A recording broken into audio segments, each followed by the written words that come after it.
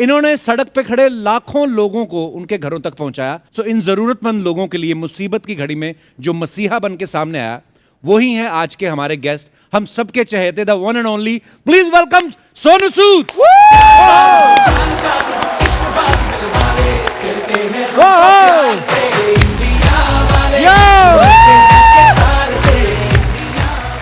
You're a real life hero for the whole country. Thank you.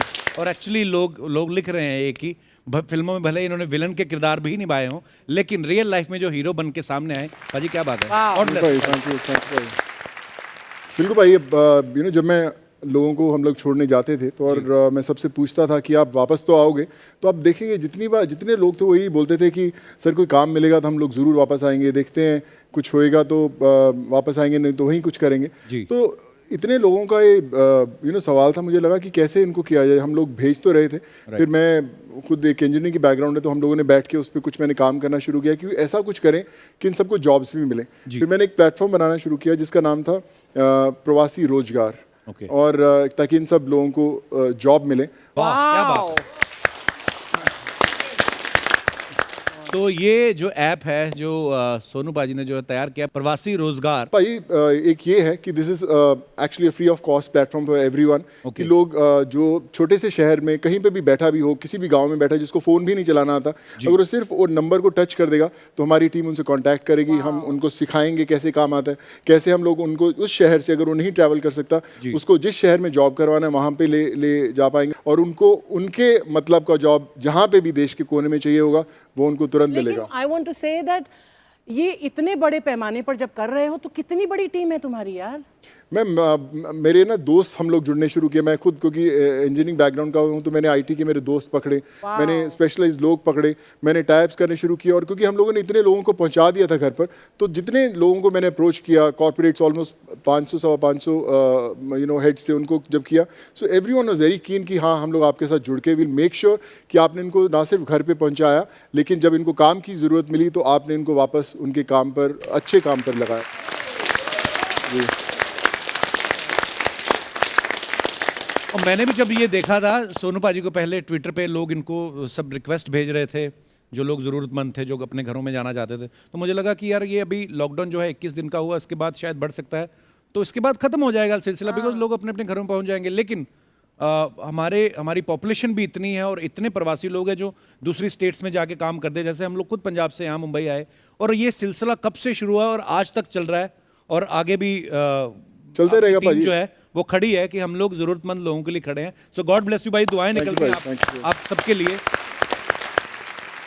अच्छा, lockdown में ना दो तरह के लोग सामने आएंगे अब जब पूरा खुलेगा, या तो पूरे कंप्लीट फिट या बेड़ाई गर्क क्योंकि और एक तीसरे तरफ के लोग भी हैं जिन्होंने पहले 2 महीने खाया, उसके बाद वापस से पेट अंदर भी किया। तो नहीं पाजी, बहुत मेहनत कर रहे हैं। मैं रोज पूछता हूँ भाई, मैं हमारे कॉमन ट्रेनर हैं योगेश, हमेशा वीडियो दिखाएंगे कपिल पाजी का एक्सरसाइज करते हुए पूरे, और मैं पूछता हूँ वर्कआउट करते रात को 12 बजे 1 बजे वर्कआउट करते, रात को दौड़ने जाते रात को 12-1 बजे। तो भाई मेरे को, मैं विश्वास करो, मैं आज सारे पूरे देश के सामने कहना चाहता हूँ, आपको एक्सरसाइज करके उतनी खुशी नहीं मिलती होगी जितनी मुझे खुशी मिलती है जब आप इतनी रेगुलर। और वो क्यों, मैं ये बताता हूँ, मैंने लाइफ में 2 बार वेट कम किया अपना, और दोनों बार जब मुझे 2 फिल्में करनी पड़ी, मुझे मतलब ऐसा मैंने कभी सोचा नहीं कि ऐसे भी हो सकता है। पर पहली बार सोनू पाजी ने, जो योगेश की बात कर रहे हैं, वो इन्होंने मुझे गिफ्ट किया था कि ये बंदा है, ये तू मेरे को मत ट्रेन कराने आ, तू कपिल को करवा। तो उस वक्त मैंने अपना 15 किलो वेट कम किया था और इतना पतला होके आया, और मुझे इतना अच्छा फील आने लगा। उसके बाद खैर जो भी लाइफ में कभी इंजरी हो गई, जो भी फिर रुक गया, दोबारा फिर दूसरी फिल्म के लिए मैंने किया। तो ये शुरुआत कराने वाले सोनू पाजी थे। तो ये बहुत अच्छे काम करते रहते हैं। पर पाजी आप, मैंने जहाँ तक मुझे पता है, ये कभी वर्कआउट नहीं मिस करते हैं, और ये बहुत ही अपने जो फिटनेस का ख्याल रखते हैं।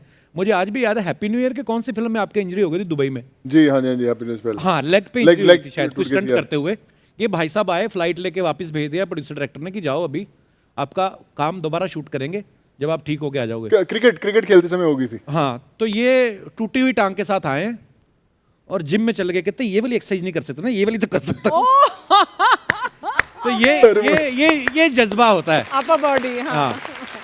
पर लोग ना कई बार कुछ लोग तो वैसे ही मजे लेते हैं, नॉन सीरियस इतने होते हैं। मैंने खुद देखा पाजी के ट्विटर हैंडल पे एक बंदा लिख रहा था, पाजी मैं ना कॉलेज पैदल जा रहा हूँ, मुझे मोटरसाइकिल दिला दो।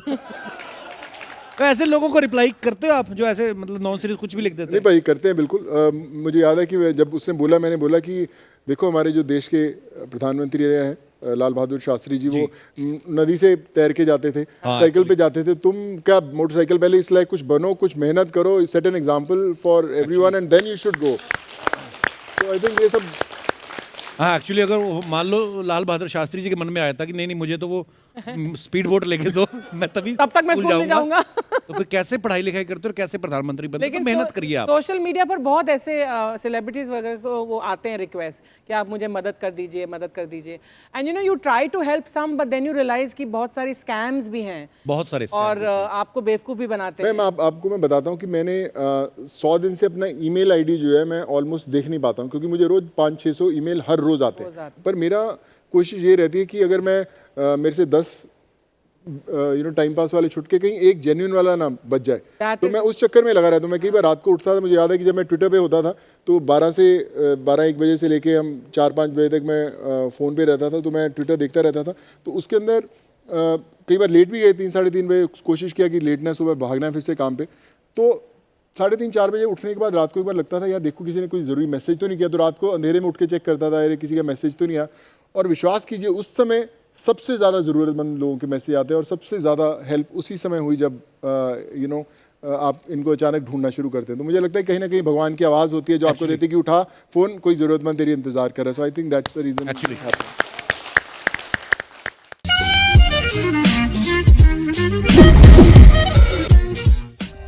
For more updates, subscribe to our channel, click the show links and enjoy watching the videos.